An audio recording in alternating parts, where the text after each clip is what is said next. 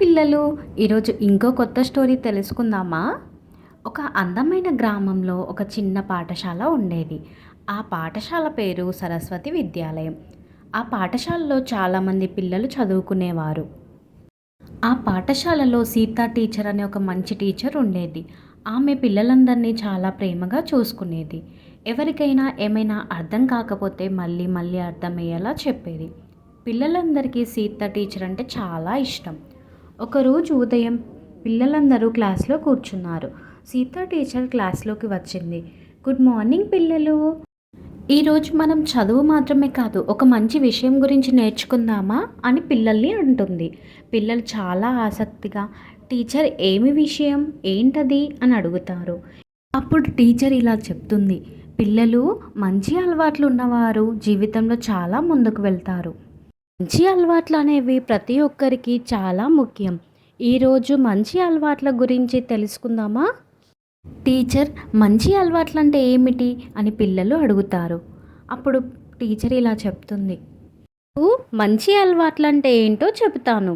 ఉదాహరణకి నిజం మాట్లాడడం, పెద్దవాళ్ళని గౌరవించడం, సమయానికి చదవడం, ఇతరులకు సహాయం చేయడం. అర్థమైందా పిల్లలు? ఇవన్నీ మంచి అలవాట్లు. ఇప్పుడు మిమ్మల్ని ఒక ప్రశ్న అడుగుతాను, ఎవరు చెప్తారు? రాము వెంటనే లేచి నేను చెప్తాను టీచర్ అని అంటాడు. అప్పుడు టీచర్ ప్రశ్న అడుగుతుంది, రాము, ఒకవేళ నీ స్నేహితుడు కింద పడిపోతే నువ్వేం చేస్తావు అని టీచర్ రాముని అడుగుతుంది. అప్పుడు రాము సమాధానం చెప్తాడు, టీచర్, నేను అతన్ని లేపి తనకి సహాయం చేస్తాను అని చెప్తాడు. చాలా మంచిది రాము, అర్థమైందా రాము?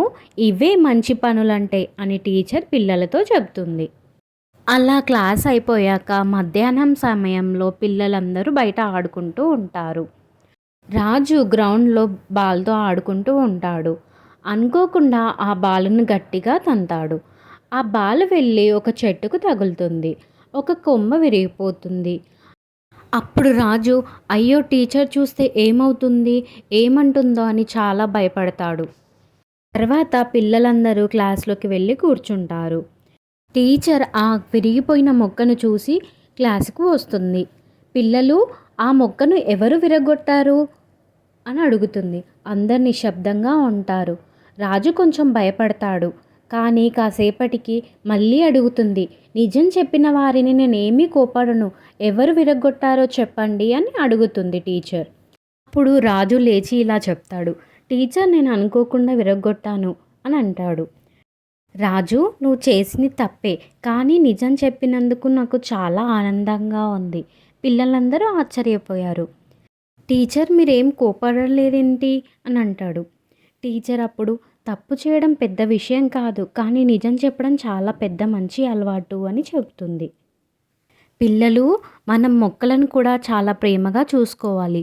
మొక్కలు మనకు ఆక్సిజన్ ఇస్తాయి కదా అని అంటుంది.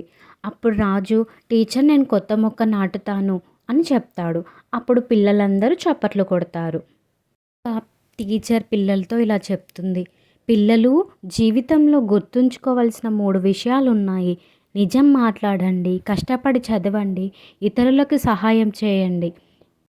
ఆ రోజు నుండి పిల్లలందరూ మంచి అలవాట్లు పాటిస్తూ మంచి విద్యార్థులుగా మారారు.